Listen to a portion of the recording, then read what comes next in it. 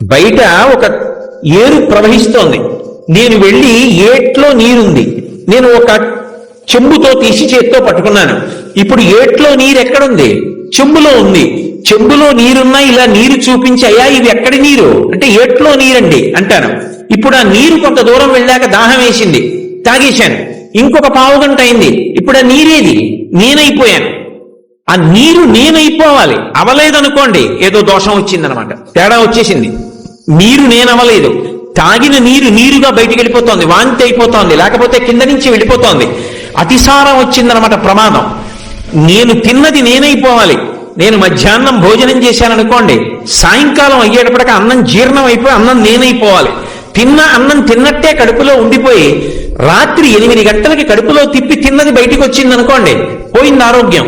నేను తిన్నది నేనవలేదు, నేను పీల్చిన గాలి నేనైపోవాలి, నేను చదివిన పుస్తకం నేనైపోవాలి, ఆఖరికి నేను శివుడైపోవాలి. అలా అవలేదనుకోండి, ఆ జన్మలో తేడా ఉంది. మళ్ళీ ఆ తేడా ఎవరు కనిపెట్టాలి? శివుడే కనిపెట్టాలి. అది ఎవరు? వైద్యుడు. ప్రథమో దైవ్యోభిషకో ఉత్తరాధ్యాయంలో చెప్తున్నాం కదా, మొట్టమొదటి వైద్యుడుగా లోకంలో వచ్చేవాడు ఎవరంటే పరమశివుడే వస్తాడు. అందుకే ఎవరు వైద్యుడు అంటే శివుడే వైద్యుడు.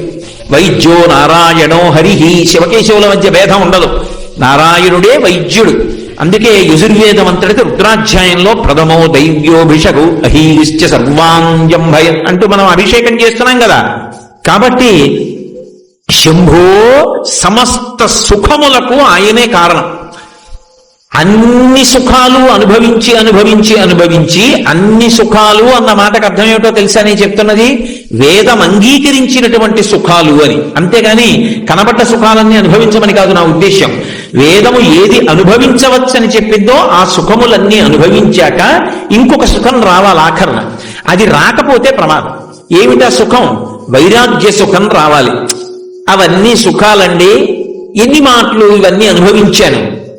ఏమండి అయ్యో చక్కెర పొంగలి మనవలు తినేశారండి, మీకు లేదు అందనుకోండి, భార్య వచ్చి ఎన్ని మాటలు తిన్నాను, చక్కెర పొంగలి ఎన్ని వేల మాటలు తిన్నాను, పిల్లలు తిన్నారుగా, నాకు సంతోషం. ఇప్పుడు ఇది లేదన్న భావన లేదు, తాను అనుభవించి అనుభవించి అనుభవించి ఆ సుఖములొక సుఖములా అని నిర్లిప్త భావనలో ఉంటాడు. ఆ నిర్లిప్త భావనలో ఉండగా కష్టం రానివ్వండి, శివానుగ్రహం. సుఖం రానివ్వండి, శివానుగ్రహం. ఎలా ఉండనివ్వండి, తాను పొంగడు, తాను కుంగడు. అలా ఉండగలిగితే వైరాగ్యం పొందాడు అని గుర్తు.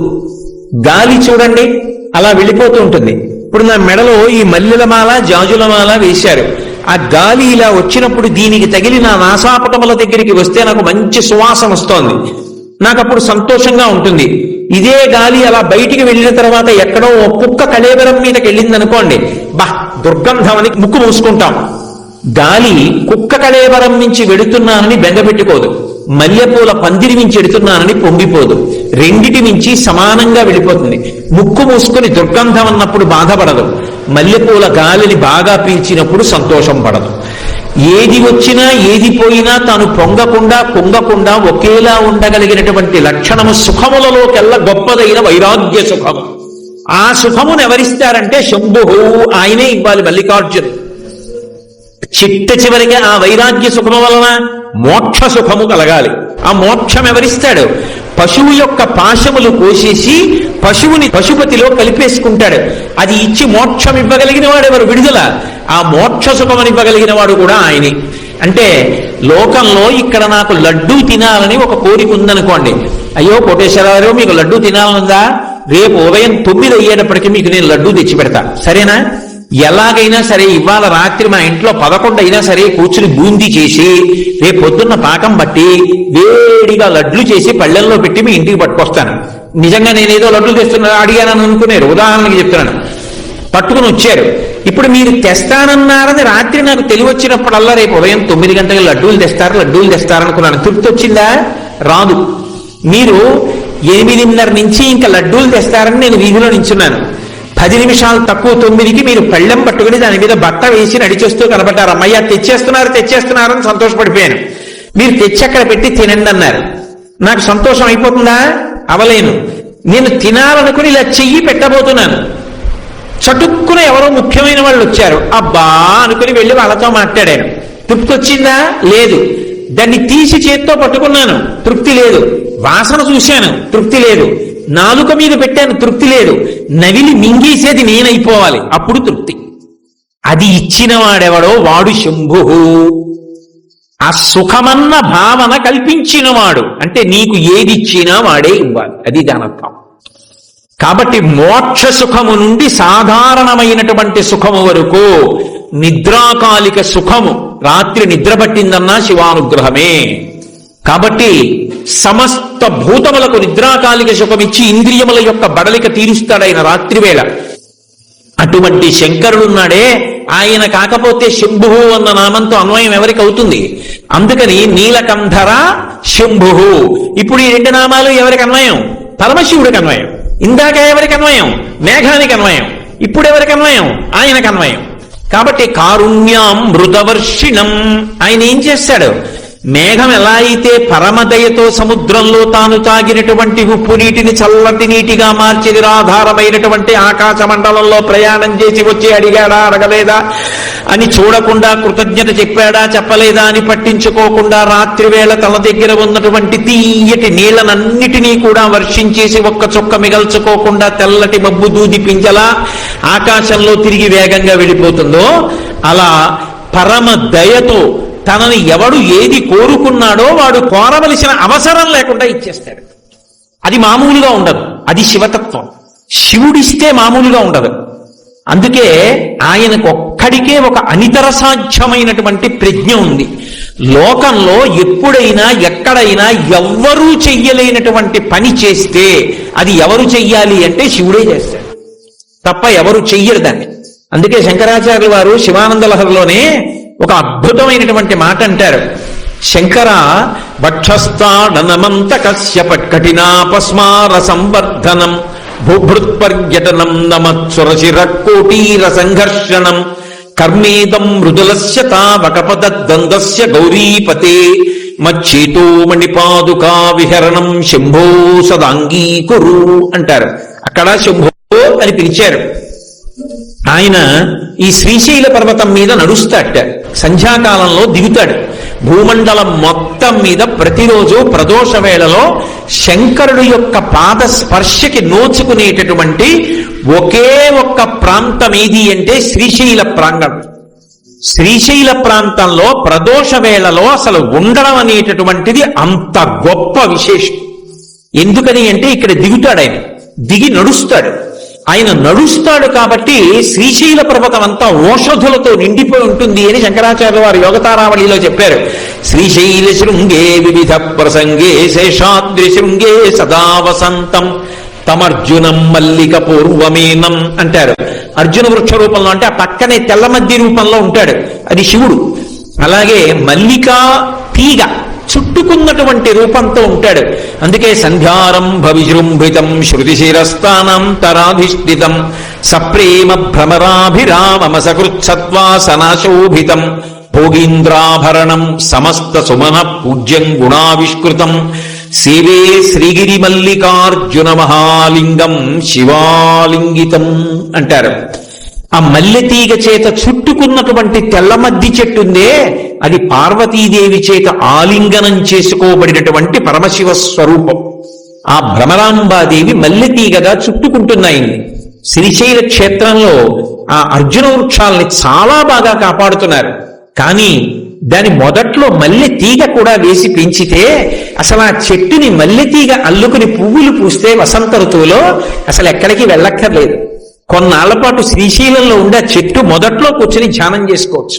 పార్వతీ పరమేశ్వరుల పాదాల దగ్గర కూర్చున్నట్టే శంకర భగవత్పాదులంతటి వారు మల్లెతీగ అల్లుకున్న అర్జున వృక్షము అని వర్ణించారు. అటువైపు పెద్ద చెట్టు ఉంది, ఇటువైపు పెద్ద చెట్టు ఉంది. రెండిటిని చాలా బాగా కాపాడుతున్నారు, అది నిస్సందేహం. చాలా బాగా రక్షిస్తున్నారు. మల్లెతీగ కూడా అక్కడ పెడితే శంకరాచార్యుల వారు చేసినటువంటి దర్శనాన్ని మనం కూడా చేసే అవకాశం ఉంటుంది. కాబట్టి శంకరుడు మహానుభావుడు.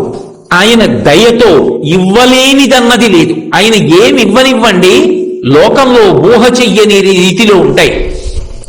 ఆయన ఒక్కడే అందరినీ చంపేటటువంటి వాణ్ణి ఎడమకాలి పాదంతో తన్ని చంపేశాడు. అంతకుడు అంటే అందరి ప్రాణాలు యమధర్మరాజు గారు తీస్తారు. యమధర్మరాజు గారి పేరు చెప్తే అందరూ భయపడతారు. కానీ మార్కండేయుడు శివలింగాన్ని కౌగలించుకొని నన్ను ఇప్పుడు నువ్వేం చేస్తావు అని అనలేదు. ఆయన ఓ మాట అన్నాడు, చంద్రశేఖరమాశ్రయే మమ కింకరిష్యతి వయ్యమహ అన్నాడు. నేను పరమశివుణ్ణి పట్టుకుని ఉండగా ఓ యముడా నువ్వేం చేస్తావురా అన్నాడు. ఆయనకి కోపం వచ్చింది. అంటే నువ్వు శివలింగాన్ని కౌగలించుకుని ఉంటే నేనేం చేయలేను అనుకుంటున్నావా అని పాశం వేశాడు.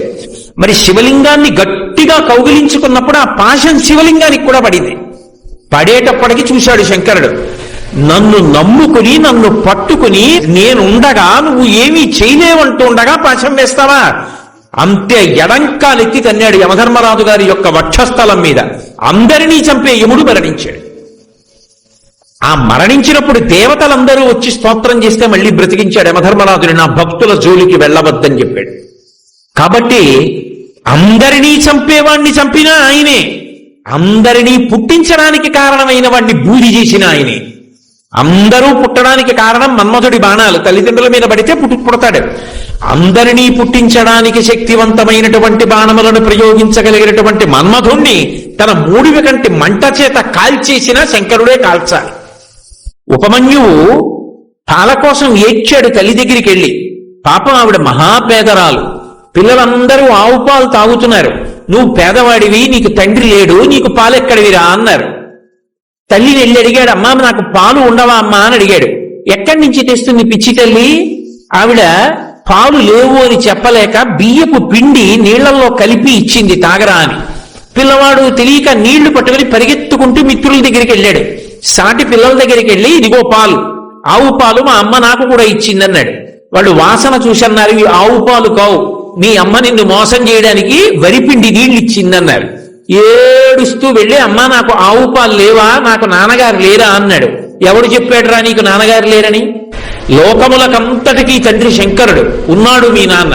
లోకములకంతటికీ తండ్రి శంకరుడు, ఉన్నాడు మీ నాన్న అంది. అయితే ఎలా కనపడతాడన్నాడు. వెళ్ళి తపస్సు చేయి, ఆయన కనపడతాడంది. బాలభక్తి. వెళ్ళి పరమశివుడి గురించి తపస్సు చేశాడు. ఉన్నాడు అని నమ్మి తపస్సు చేశాడు. ప్రత్యక్షమయ్యాడంతే. నీకేం కావాలన్నాడు. పిల్లవాడు పాపం ఏం తెలుసు, నాకు తాగడానికి ఆవు పాలు కావాలన్నాడు. శంకరుడు నవ్వాడు. ఆవు పాలు ఇవ్వనా? నేను దర్శనమిస్తే నీకు ఇవ్వవలసింది కాసిన ఆవు పాలా?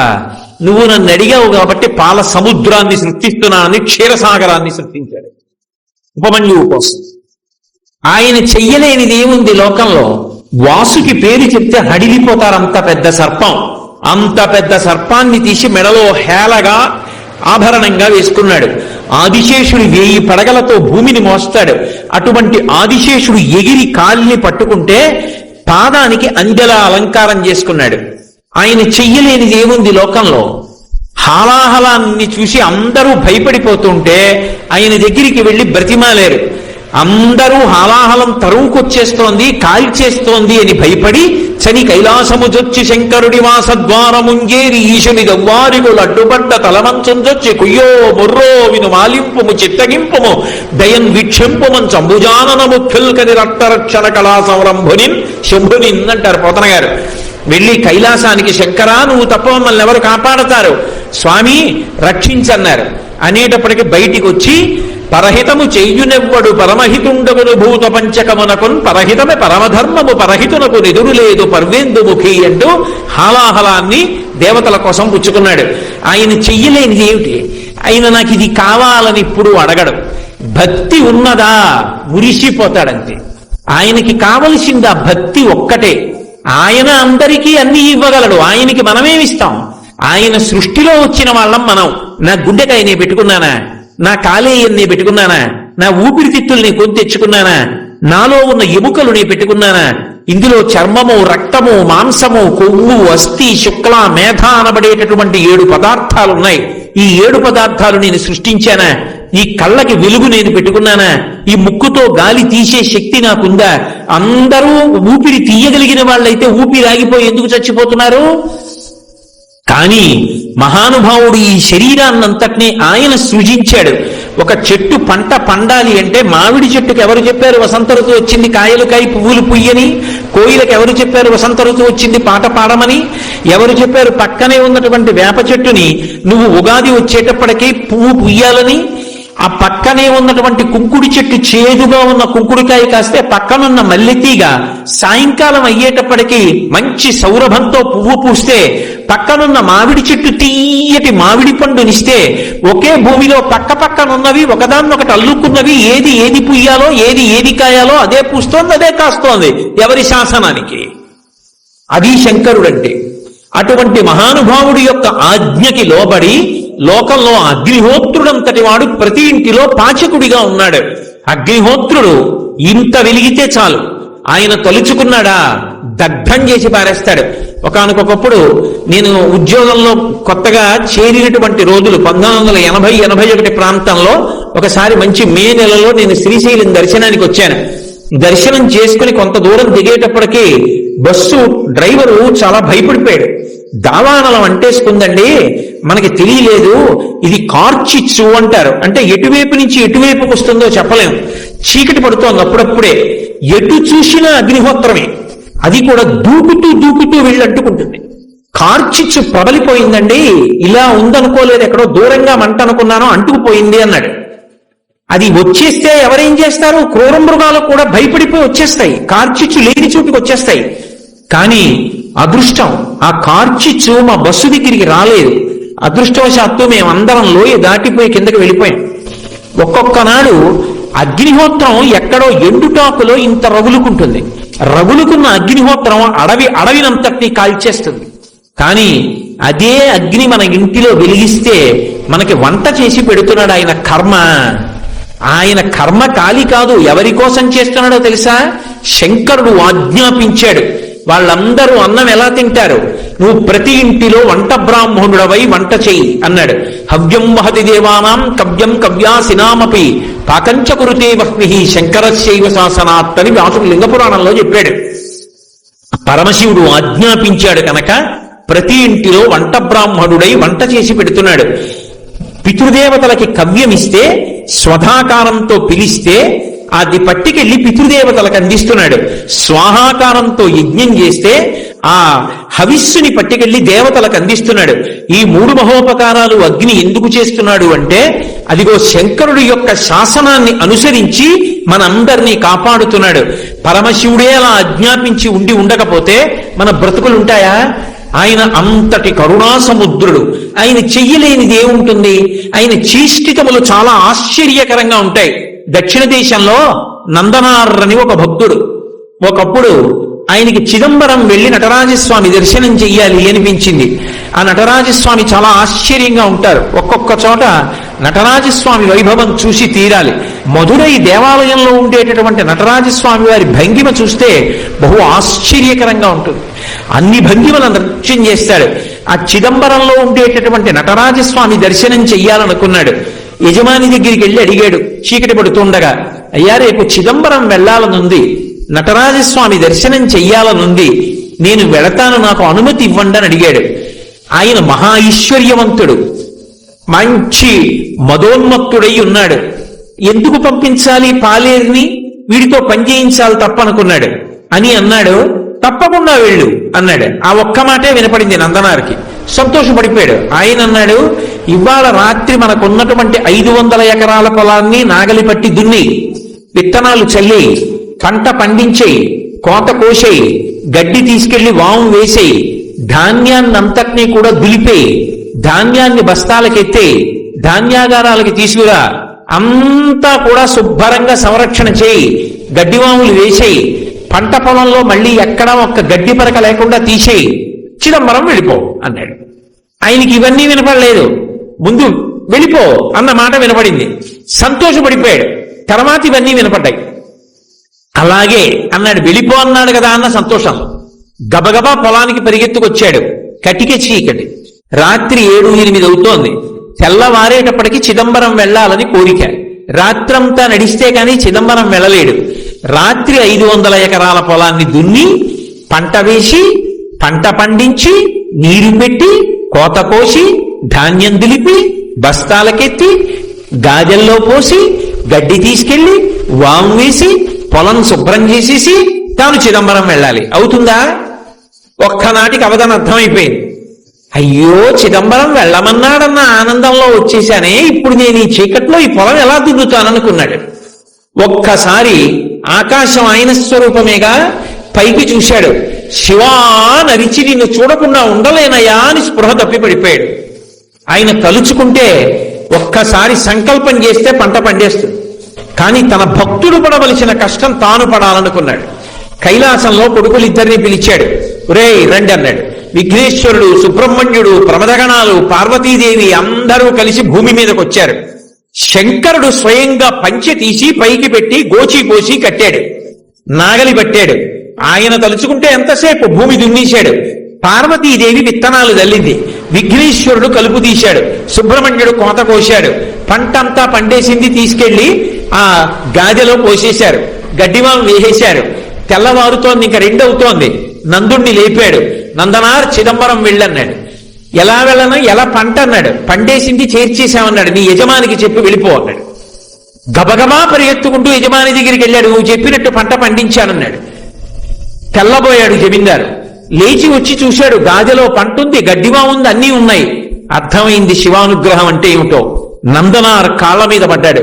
నీ భక్తి నాకు అర్థమైంది నందుడా, వెళ్ళిపో చిదంబరానికి, నేను కూడా మారిపోయాను, ఇక పైన ఇలా ప్రవర్తించనన్నాడు. చిదంబరం వెళ్ళాడు. అర్చకులు ఆయన పట్ల చాలా కఠినంగా ప్రవర్తించారు. అగ్నిలో ప్రవేశించు, నీకు దేవాలయ ప్రవేశం చేయిస్తామన్నారు. అగ్నిహోత్రాన్ని రగలిస్తే శివుడికి నమస్కారం చేసి అగ్నిలోకి వెళ్ళాడు. అగ్నిహోత్రం పుష్పమాలయ్యి ఆయన మెడలో పడింది. శంకరుడి దగ్గరికి వెళ్ళి నటరాజస్వామిని చూస్తూ ఆనందపడిపోయాడు. ఆ సంతోషంలో చూస్తుండగా నందునిలో ఉన్న తేజస్సు వెళ్లి నటరాజస్వామి ఎందు ఐక్యమైపోయింది. కారుణ్యామృతవర్షిణం, ఆయన దయకి హద్దుందా? ఆయన్ని నమ్ముకున్నవాడు పాడవుతాడా? సర్వకాలముల యందు తన భక్తుణ్ణి కాపాడుకుంటూనే ఉంటాడు. అవసరమైతే దెబ్బలు తింటాడు. ఒకప్పుడు తినలా. అర్జునుడు పాశుపతాస్త్రం కోసం వెళ్ళాడు. పాశుపతాస్త్రం ఇచ్చేయడం తేలిక, కానీ పాశుపతాస్త్రం పట్టుకోవాలి అంటే గొప్ప తేజస్సు ఉండాలి. అందుకే తాను అర్జునుణ్ణి కౌగిలించుకోవాలి. దానికి మిష పెట్టి మూకాసురుడన్న పంది మీద బాణం వేసినట్టుగా కావాలని యుద్ధం కల్పించుకొని ఒకళ్ళతో ఒకళ్ళు యుద్ధం చేసుకుంటూ మల్ల యుద్ధం చేసి గట్టిగా పట్టుకుని కింద పడేసి మీద పడేసి గుద్ది తాను గుద్దులు తిని తాను ఆఖరికి అర్జునుడి యొక్క గాంధీవ ప్రహారంతో దెబ్బతిని ఒక్కసారి ఆ అర్జునుణ్ణి అంతసేపు ఒకళ్ళతో ఒకళ్ళు కౌగిలించుకుని కింద మీద పడి గుద్దుకున్నారేమో, అటువంటి పరమని శివుని యొక్క శరీరంతో శరీరం కలిసింది కాబట్టి అర్జునుని యొక్క శరీరం వజ్రతుల్యమైపోయి అంత శక్తివంతంగా నిలబడింది కాబట్టి కురుక్షేత్రంలో గెలిచాడు. అడిగితే వరమిచ్చాడా? అడగకపోయినా యుద్ధం పేరుతో అర్జునుడితో యుద్ధం చేసి అనుగ్రహించాడు.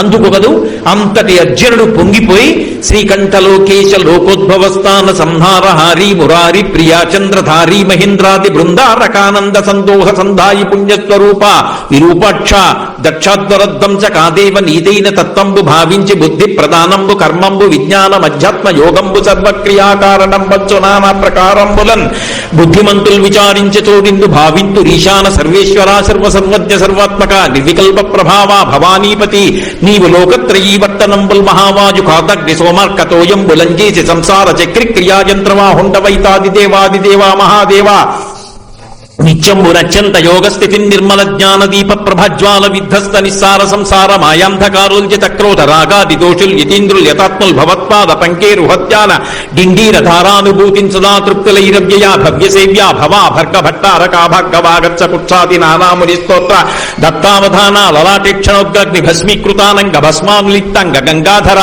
నీ ప్రసాదంబులం సర్వగీర్వాణ గంధర్వులున్ సిద్ధ సాధ్యోరగేంద్ర మహేంద్రాదులున్ శాశ్వతైశ్వర్య సంప్రాప్తులైరి విశ్వకర్త సురాభ్యర్చిత నాకు అభ్యర్థితంబుల్ ప్రసాదింపు కారుణ్యమూర్తి త్రిలోకైకనాథ మహాదేవదేవ నమస్తే నమస్తే నమః అని కాళ్ళ మీద పడ్డాడు. అప్పుడు పాశుపతాస్త్రాన్ని అనుగ్రహించాడు. కారుణ్యామృతవర్షిణం, ఆయన యొక్క దయకి హద్దు లేదు.